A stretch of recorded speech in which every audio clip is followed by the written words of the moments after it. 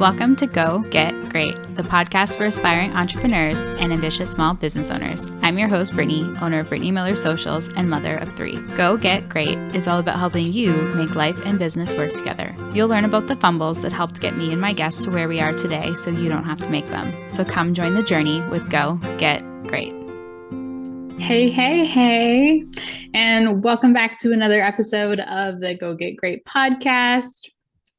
Last week, we had guest Mary Lee Forrest on, and we were chatting about all things money. This past weekend was Black Friday and Cyber Monday, so I'm very much in like a financial headspace, I guess you could say. So I thought that today would be kind of a great time to dive into that a little bit deeper with a little bit more of a personal lens. And share some things that are going on for us in financial capacity, both personally and with my business. And then just talk about kind of how we're being, I'm going to say, money conscious, since this is probably one of the most expensive times of year with the holiday season.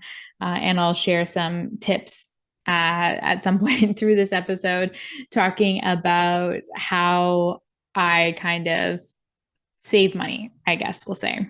So I guess we start with a little bit of a personal update. So this Black Friday, we were car shopping, which is not a Black Friday thing. Honestly, it was not really related at all. It just so happened that we were out looking for vehicles during the period that was also Black Friday. Unfortunately, cars don't seem to go on sale for that. That would have been lovely. You guys know that Grayson got switched back to days in late July, early August, I think it was early August. And we've been a one vehicle household for more than 2 years, I think, maybe about a year and a half.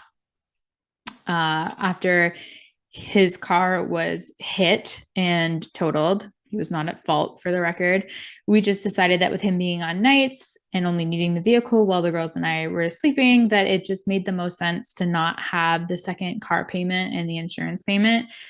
But I am very much starting to feel like I am in jail, being home every day without access to transportation to go anywhere with the kids. So I'm kind of I have reached rather my mental breaking point about how much I'm willing to stay cooped up in the house for our financials alone. So we finally decided that we think there's room in the budget and that it's time for us to kind of take that step to get a second vehicle. So we spent the last couple of weeks vehicle shopping. And I guess I was just very much unaware about how expensive vans are more expensive. So, when we were car shopping, in my mind, I was picturing our budget to be like, $7,000 to $12,000 maybe is what we were going to be spending on a vehicle. We just needed what I call a beater to get Grayson to and from work. It's not even a 10-minute drive. And then once a week, he goes to London to go climbing. So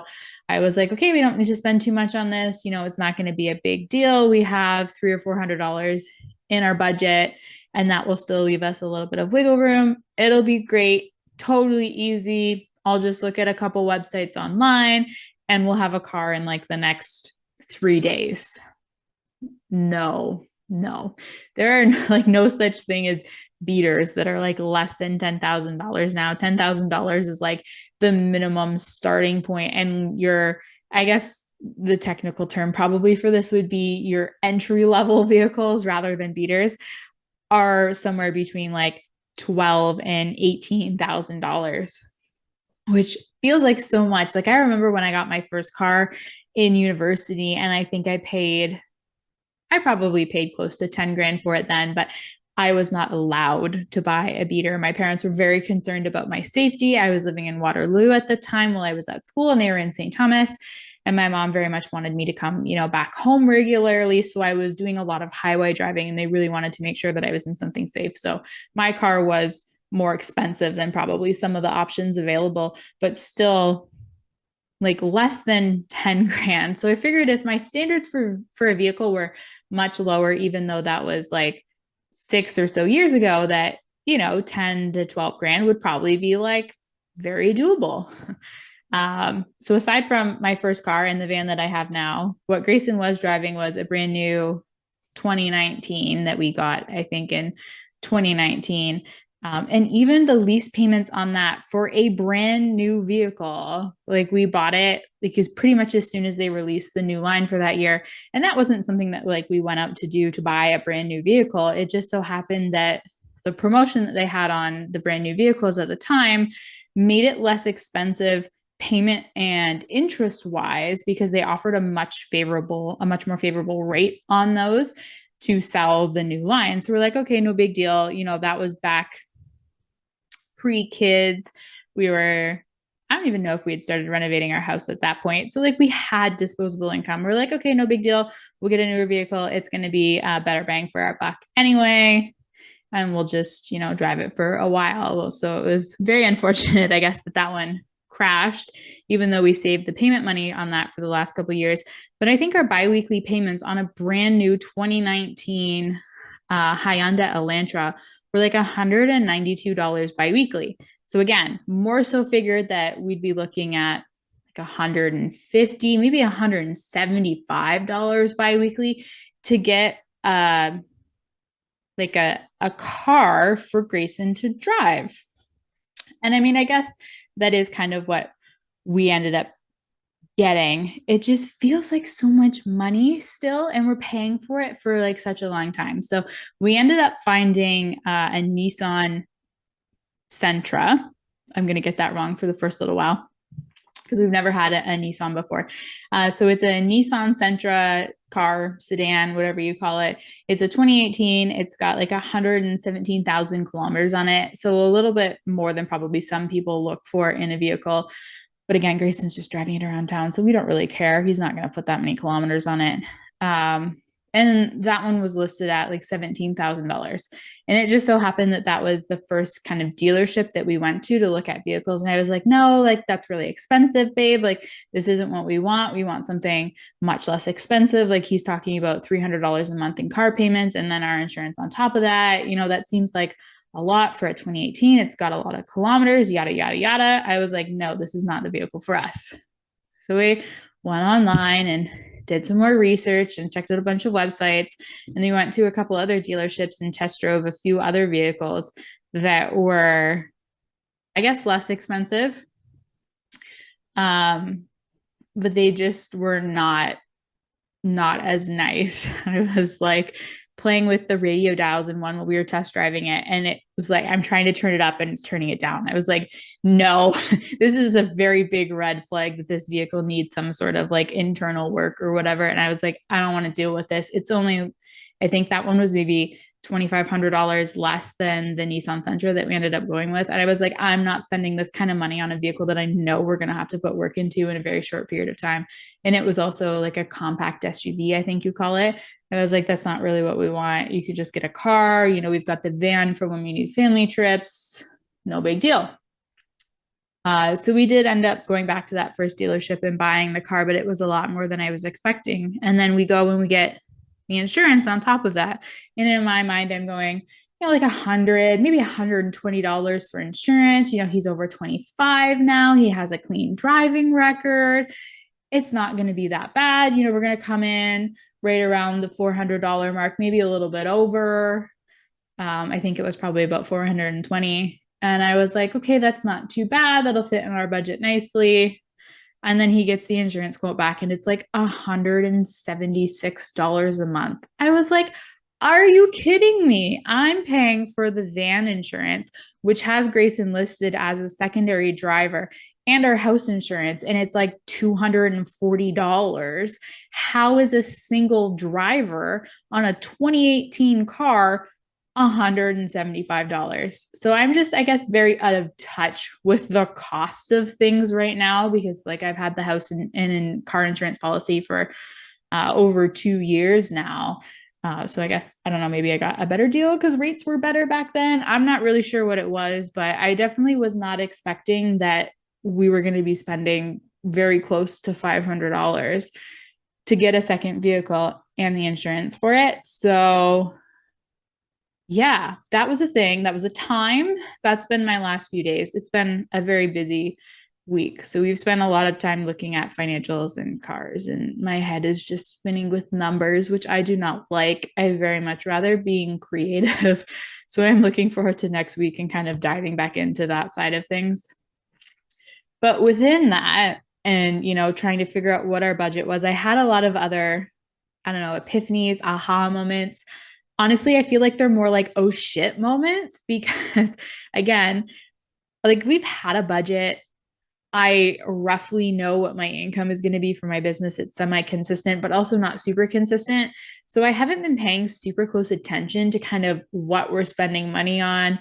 Like in my mind, we're pretty good with our money. We pretty much only buy food and like very minimal basic things for the kids mainly. Like I haven't gone clothes shopping in a long time. I very rarely get my hair done like once a year, and it's usually not even a color. So like we don't spend a lot of, I guess, frivolous money. But while we were looking through the budget and like actually figuring out where our money goes, found out we spent quite a bit of money in takeout lately. It's been a very busy and very overwhelming few months for us. So I was like, okay, we really need to like dial that back in. So we're going to work on that. But just even like the grocery budget for our family. And keep in mind, this was an older version of my budget, but like I had budgeted, $500 or $600 a month for groceries. This was before Rhett. But when we actually sat down and did the calculation of how much money we're spending on groceries, and albeit this does include takeout as well, our new food budget for the month is $1,200. Like, what? My mind is just blown. Like, it just feels like that number is so hard to grasp, like that food should not be expensive.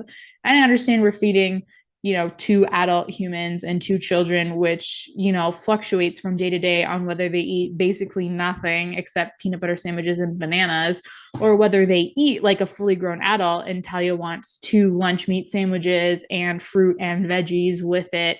And then she wants a snack an hour later. There's like no in between. They either eat nothing or they eat absolutely everything like they're teenagers.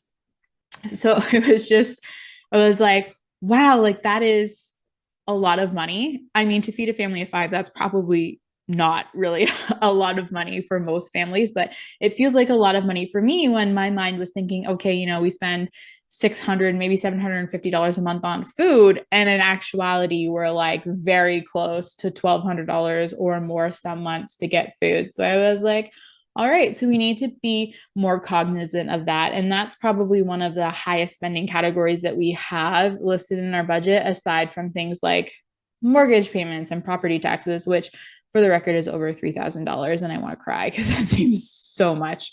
But aside from that, and like our utilities and our car payments, we really don't have much going on, the gas and the Wi-Fi for our whatever, and like Disney and Netflix, which I would not function with as a parent without. So we really don't spend all that much money. So it was really interesting to see that $1,200 of it goes to food. So whether you feel like that's a lot of money for a family of five or not a lot of money for a family of five, I kind of wanted to talk about how I more consistently will be hitting that number going forward and kind of how all of that works. Because right now, I actually just bought two very large presents for the girls for Christmas. They both are getting new Samsung Galaxy Kids tablets. Because Talia broke hers and Rhea broke hers the following week, and I wanted to cry. But those purchases would have usually been about $500, which is very, very much money that I would not be spending. But it's nice for us to have those. They use them in the car, et cetera, et cetera. But they cost us, I think Grayson said it was $70. So I do a lot of things that I think help our family keep our budget low. And I want to share those with people. So the first big thing with the groceries specifically is I do a lot of price matching, and I really try, well, actually backing that up, I do a lot of meal planning, and I try and do a lot of meal prepping. So I'll think through what it is that we're going to eat in the week so that we're trying to reduce the amount of waste that we have in terms of food that goes bad before we get to cook it. leftovers are usually my lunch every day. So we're really trying not to waste a lot of food. I attempted to grow some of my own vegetables this summer and that didn't work. So that's not something that we're doing. But I really plan and I'm like, okay, well, we are going to have, half of a can of black beans in this meal. So we'll either put it in the fridge for next week and I'll include another meal on our menu next week, or is there another recipe that we can use the beans with later this week? So I'm really trying to make sure I'm maximizing what I'm cooking based on the ingredients that I already have on hand so that we're not buying a bazillion different things. And I mean, honestly, Grayson and the kids both eat like children. So I can't really buy a variety of things anyway, because 90% of it is only consumed by me and Rhea.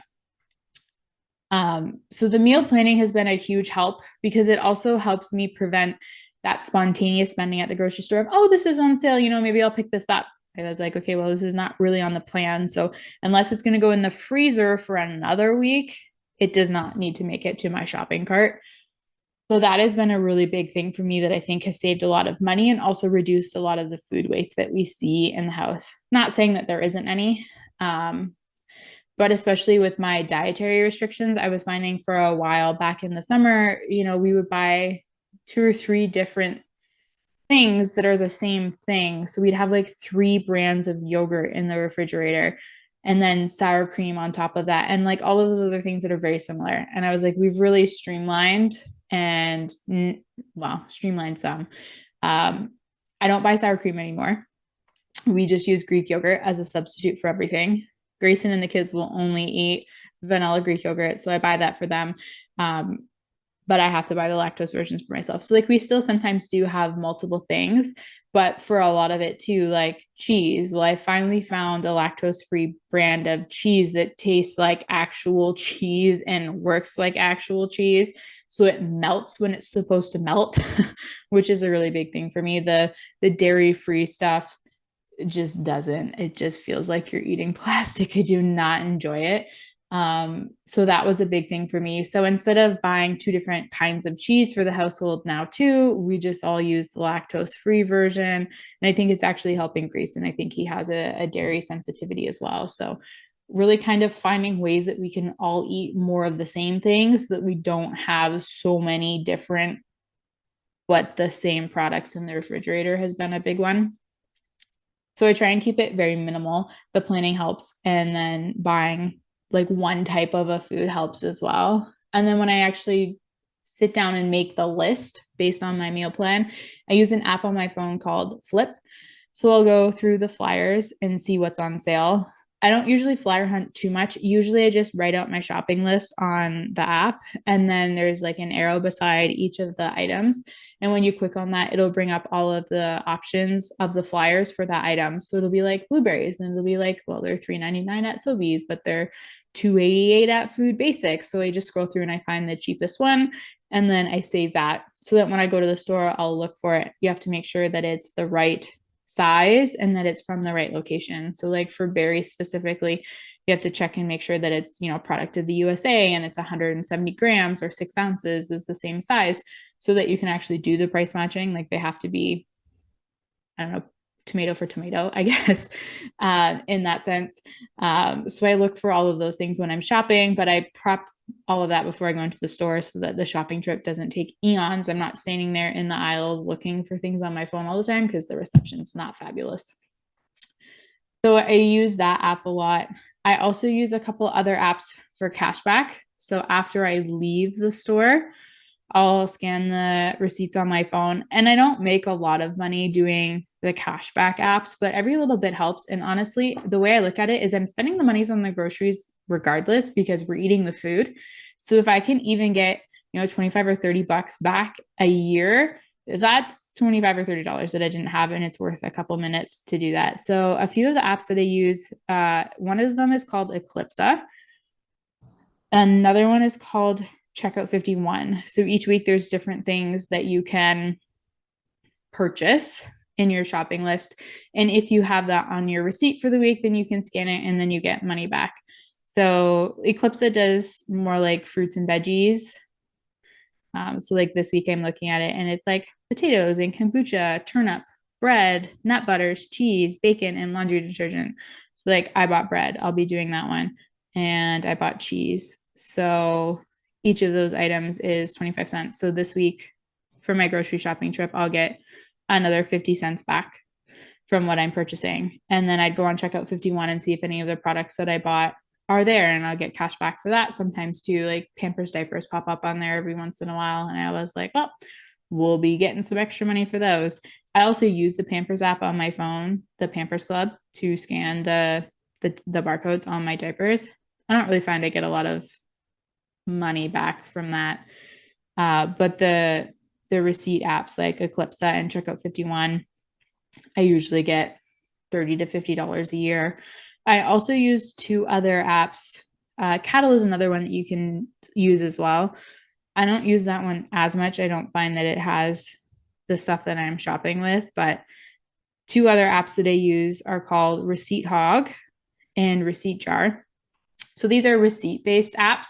It kind of tracks your, I'm going to say your spending, but like where you're spending money. And I think they report that information back to like the stores and be like, oh, well, you know, these many people are shopping at your store in this given week or whatever, which some people may not like. Personally, I don't care. The stores already know because I've already spent the money at them. So truthfully, they could do their own thing.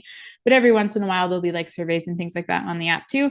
And you get coins for them and cash back when you scan the receipts. And it'll be like, oh, you know, how was your trip? Did you have good customer service? Was the store clean? Yada, yada, yada. So it's like a couple quick questions. It takes like 15 seconds to upload each receipt. And then, like I said, like in a year, I would earn maybe 25 or 50 bucks from each of those apps. So, you know, if I earn 25 from Receipt Hog and 25 from Receipt Jar, and then another 25 from Eclipsa and 25 from Checkout 51, then that's added up to $100 that I've now got back on the groceries that I was already buying anyway. So little things like that make a big difference for us. And I use that more as like fun money. So I try and cash out around the holidays, and I'll use it towards the holiday purchases and gift shopping that I'm doing so that Christmas doesn't hurt our budget so much. And I don't need to have like extra money lying around. I just kind of use it in that way. And it's like kind of forced savings, I guess you could say. There was another app that I was using for a while too. It was called Mocha. And you would link up your bank account and your credit cards. And every time you would make a purchase, it would like round up the total. And then once a week, it would pull that round up money out from your bank account into your savings account. So it was kind of a nice way to save a little bit of extra money. And each week it'd be, you know, $6 or $12. It was never a lot because I don't have that many different transactions in a given week, but it adds up. And then at the end of the year, again, there's another, you know, $100 or $150 that has been kind of pulled out. And I don't have to remember to go into my bank account each week and move money over to like a savings account. And it's not big enough amounts that I'd miss it. It's not like it's pulling out $100 every week. But over the year, it adds up to like $100 or $150, like I said. And then I get $100 back from some of the cash out apps. So there's $250, which covers a large portion usually of my Christmas dinner shopping and then my Christmas presents. The other really big thing that I do that I find helps our family a lot is I've really started leveraging the PC points program. And I get a lot of money from that. That's actually how I bought the tablets for the girls today and basically saved a boatload of money. So I will say that a lot of people use this program and they're not maximizing it to its full potential. And that's okay because it took me a long time to realize that. And truthfully, I have to thank my mom for it because she's much more of a conscious shopper than I am. She'll go to the store and then she'll leave with like 8 of this item that she paid 5 cents for by the time she does all of like the cashback app stuff for it and the in-store sales and coupons and whatever. Coupons help too, but I find they're harder to find and I don't have the patience to go hunting for them. So I mainly do the cashback stuff because it's really easy. It loads on my phone. I scan the picture of the receipt, good to go. But the PC points, you can leverage it, work the system, whatever lingo you want to use.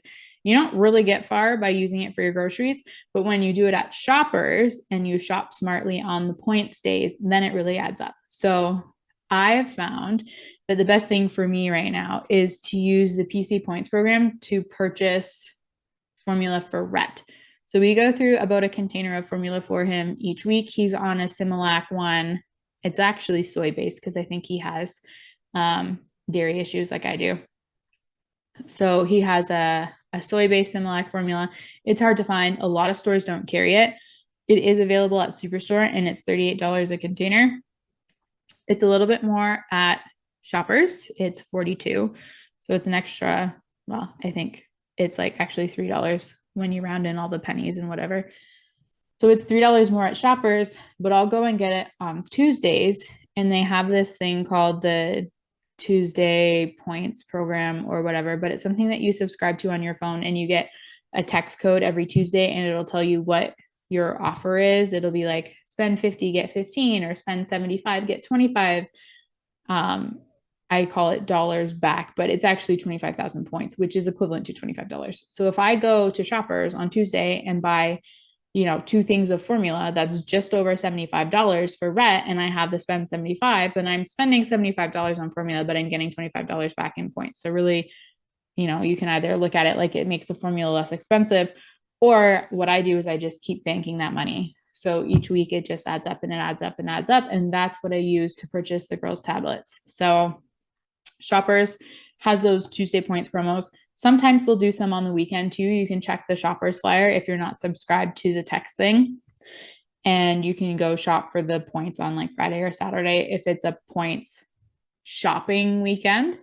So that's where you get extra points when you spend a certain dollar amount at the store. But they also have points redemption weekends, which means that if you redeem your PC points, so like today I did a redemption for the tablets, and ended up redeeming more than this, but it's like redeem $100, get 120 worth of product. So you redeem $100 worth of PC points, but you get to purchase $120 worth of items in the store.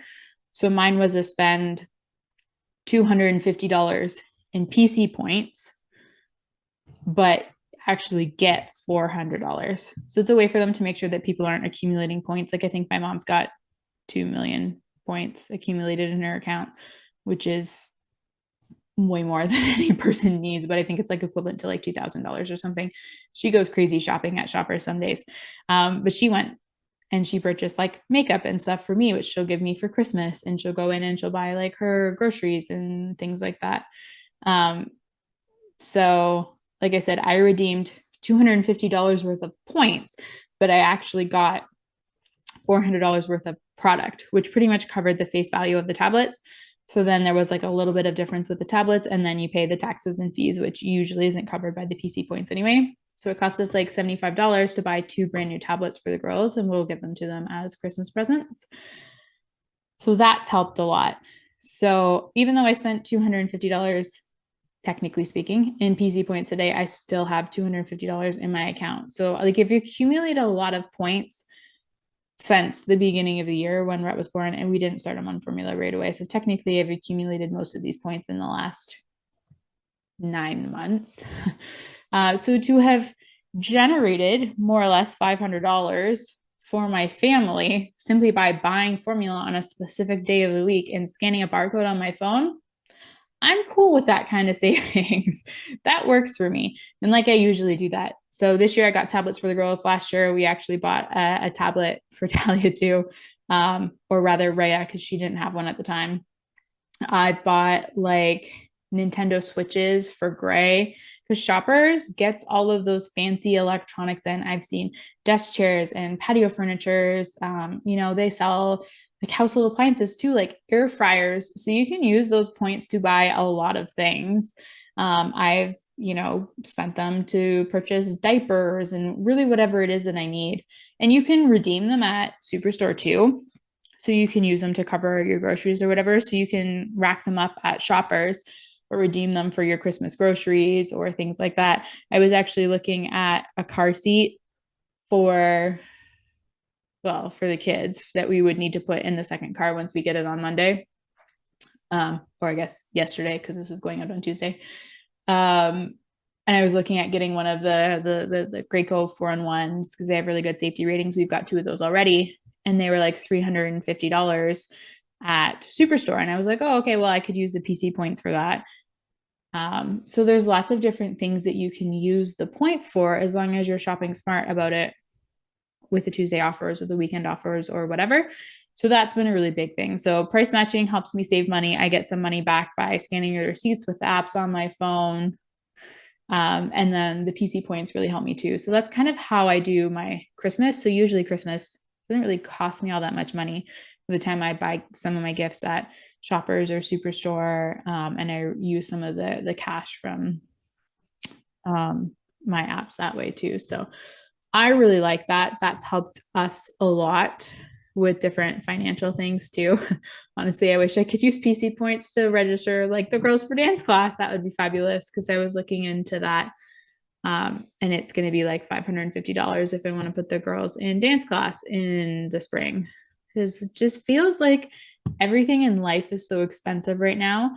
And while Grayson has a consistent income, what was it? Our total when we finished our budget with the new car payment and everything, we need to be making over like $7,700 a month just to keep our family afloat, which is a lot, really, when you think about it. Like, you cannot have a single income family household if you have children, I guess would be our like caveat there. But you really do need a second income. So my business is helping, but it's still inconsistent.